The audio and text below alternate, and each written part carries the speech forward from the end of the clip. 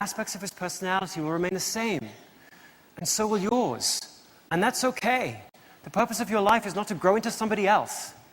It's to lead from where you are. From where you are. That doesn't mean you can't grow. But here we bump smack into the second myth. Here's the second myth. Let's have that one up, just the myth. The myth is that you'll grow most where you're weakest. That's why we're so fixated on weaknesses, not because we're perverse. We focus on weaknesses because we think it's smart. We think we'll grow most there. Hands up if you're a parent. Hands up if you're a parent. Okay, you're part of the problem. Gallup asked this question. Some of you are familiar with it, but here is the question. Your child comes home with the following grades. English, A. Social studies, A. Biology, C. Algebra, F. And here's the question. Which grade deserves the most attention from you?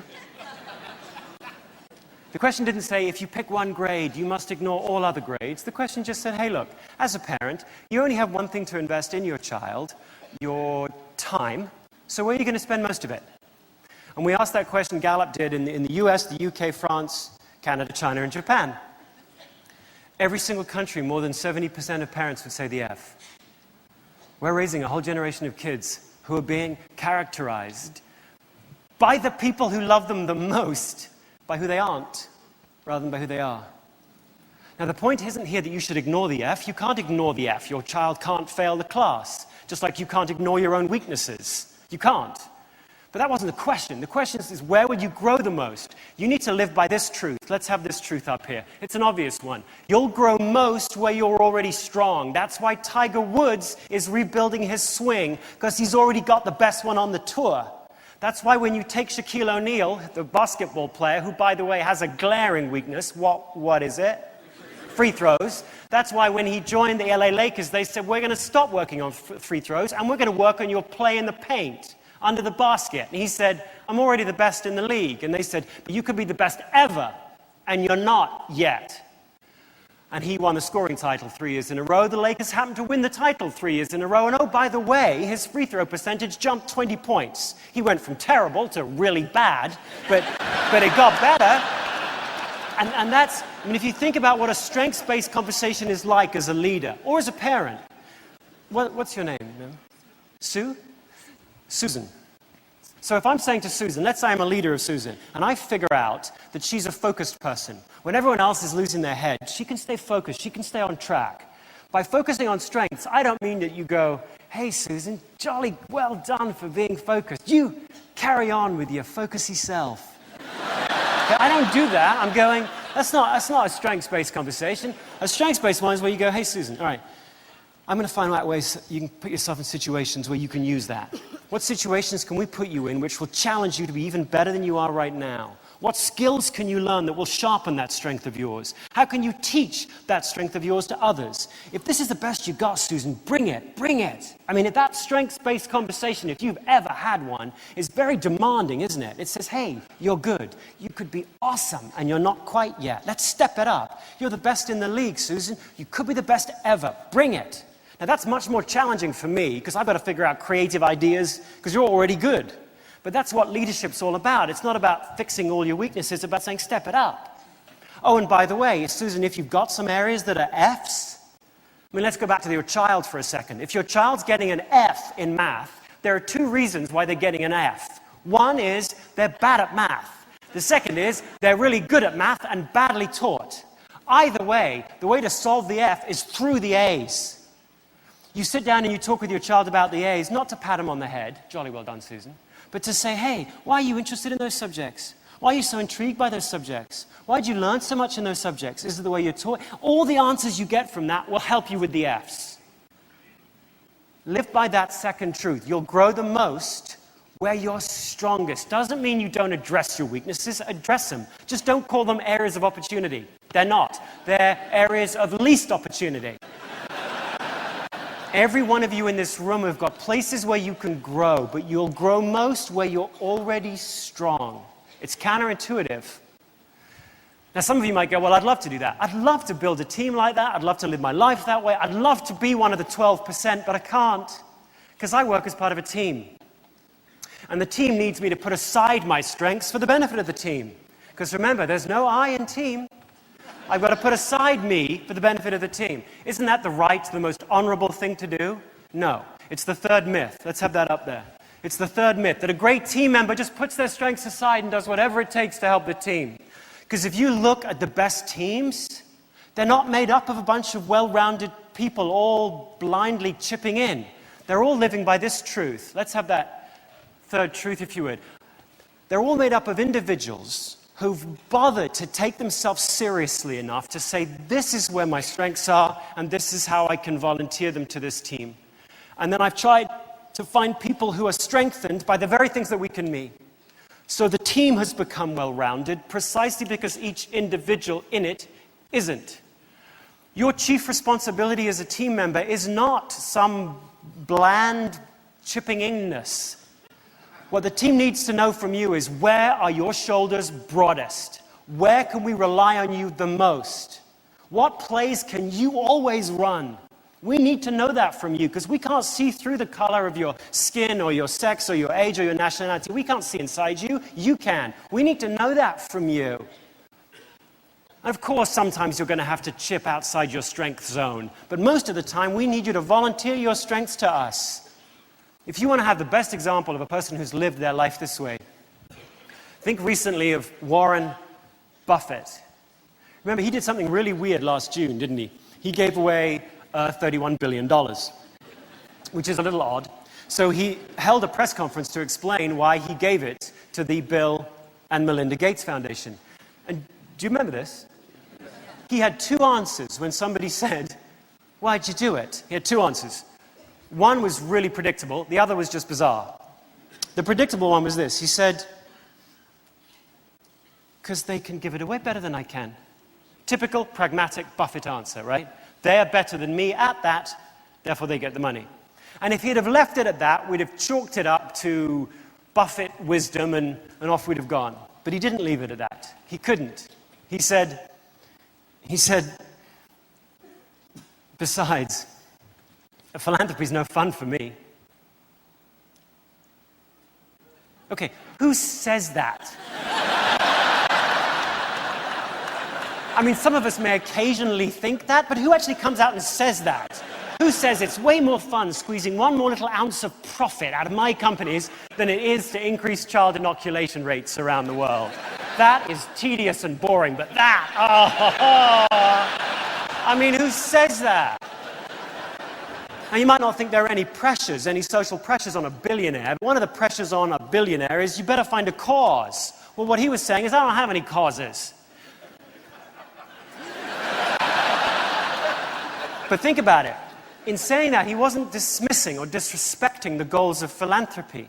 He was saying something much more sophisticated and much more dangerous, much more difficult to grab your head around and actually say out loud. He was saying, look, I so respect the goals of philanthropy, they can't be entrusted to a guy like me.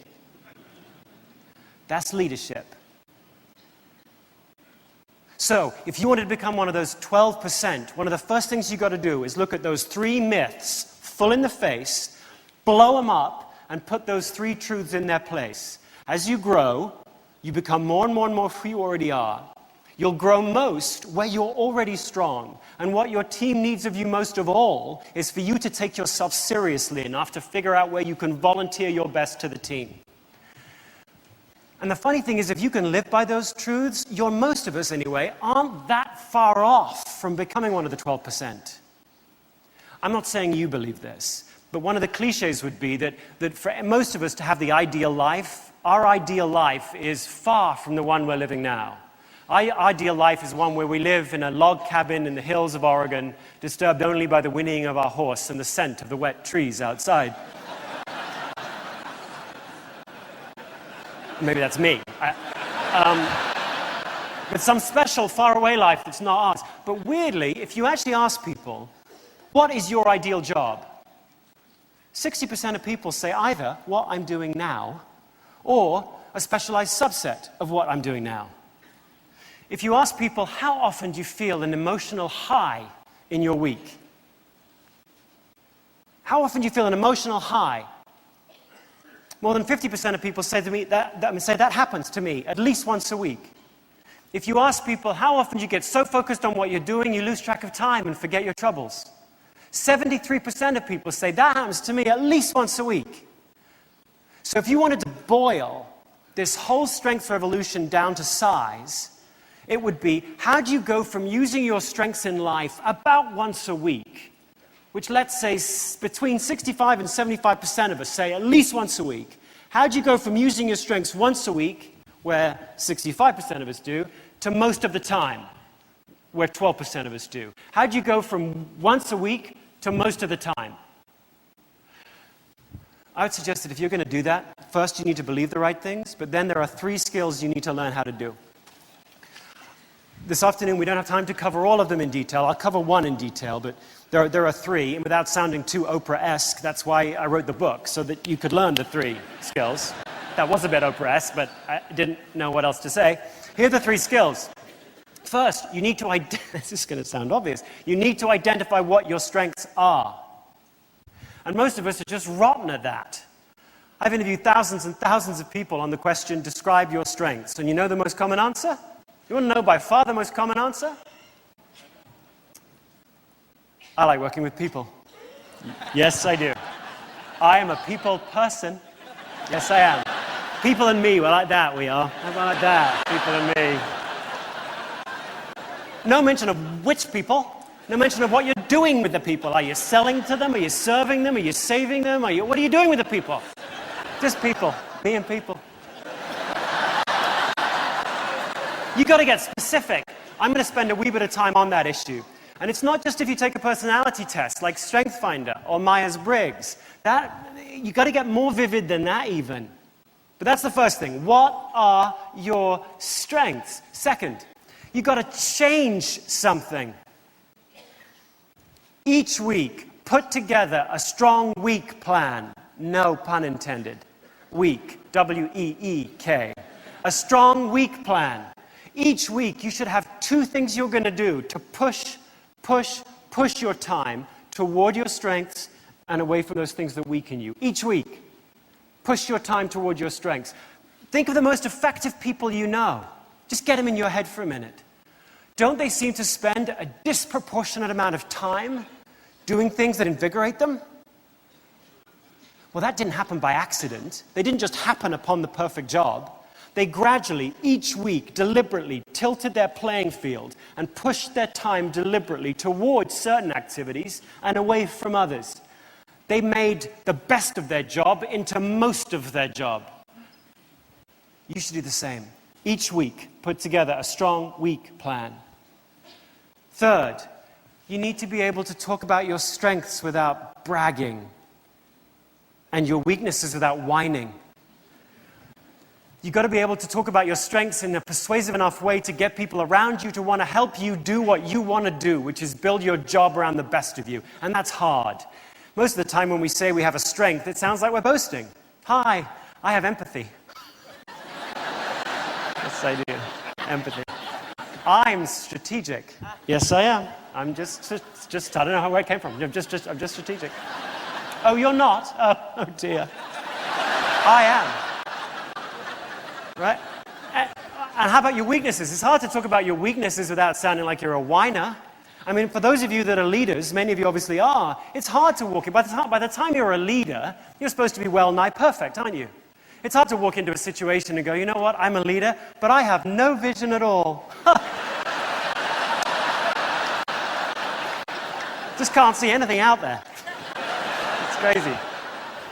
And yet there are some leaders, I mean, if you think about the presidential candidates that are going to run for the President of the United States, they couldn't be any more different.